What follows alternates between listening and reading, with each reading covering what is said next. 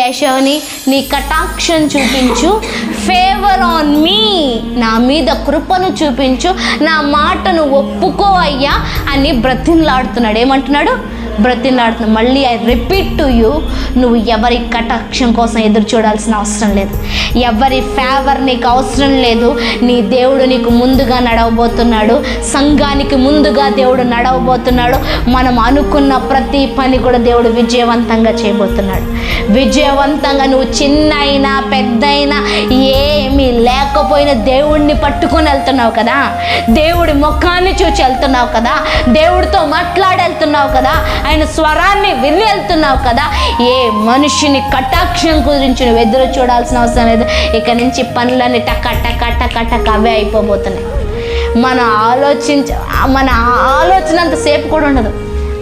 అలాంటి అద్భుతాలు దేవుడు చేయబోతున్నాడు. అసలు ఆలోచన